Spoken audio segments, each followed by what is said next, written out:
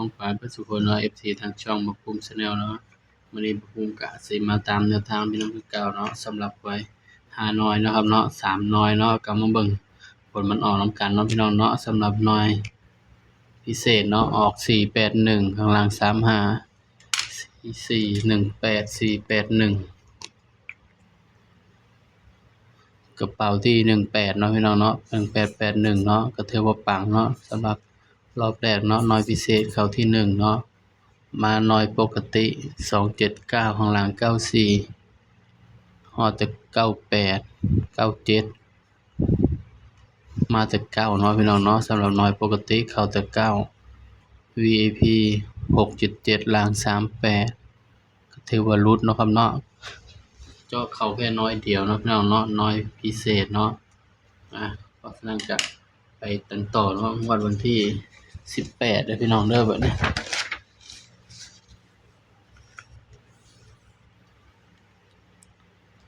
ตามกันต่อเนาะสำหรับฮานอยเนาะวันที่18ตุลาคม68เนาะครับเนาะ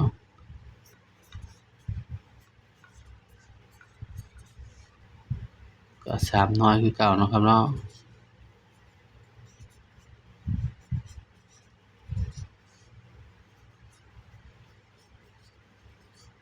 3น้อยคือเก่าเด้อครับเด้อเจาะบ่เข้าเนาะพี่น้องเจาะเข้าน้อยเดียวเนาะตัวเด่นเข้าแต่ว่าเจาะบ่เข้ามาเบิ่งนำกันเนาะวันที่18เนาะบ่าวสิให้เด่นตัวใดเนาะสำหรับเด่น3ตัวมา1ตัวเนาะพี่น้อง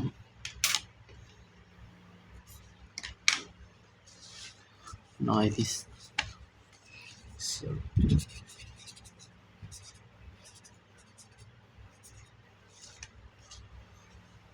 สำหรับเด่นฮานอยเนาะ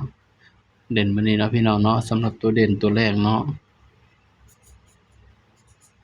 4 5 6เด่น4 5 6เนาะแต่ว่าให้เด่นไปที่5กับ6เด้อพี่น้องเด้อสำหรับตัวเด่นเนาะ4คือตัวรองเนาะพี่น้องเนาะก็มาจับคู่นำกันเนาะสำหรับชุดเด่นเนาะเด่นเด้อพี่น้องเด้อชุดเด่นก็มาจับคู่นำกันเลยครับพี่น้องเขียนตัวน้อยๆเนาะบ่ต้องเขียนตัวใหญ่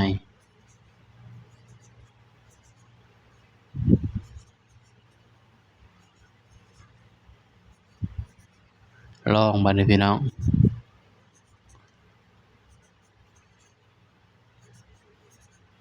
นี่คือตัวรองเนาะครับเนาะนะเด่นคือ5กับ6เด้อพี่น้องเด้ออย่ามาเด่น5กับ6เนาะบางเทื่อบ่ผู้มาสิจับคู่บ่เข้าเนาะแต่ว่าเด่นก็อาจสิมาเนาะพี่น้องเนาะก็มาเบิ่งชุด3ตัวนำกันเนาะครับเนาะสำหรับชุด3ตัว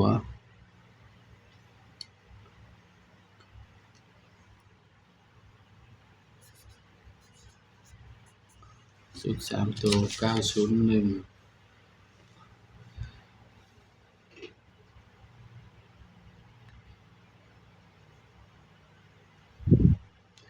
901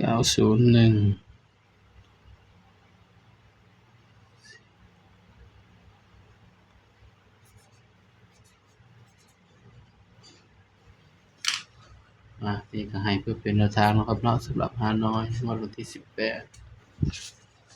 สำหรับคลิปนี้เนาะบ่าวก็ฝากพี่น้องกดไลค์กดแชร์กดติดตามบักภูมิ Channel หน่อยเด้อพี่น้องเด้อสำหรับคลิปนี้ก็สวัสดีครับ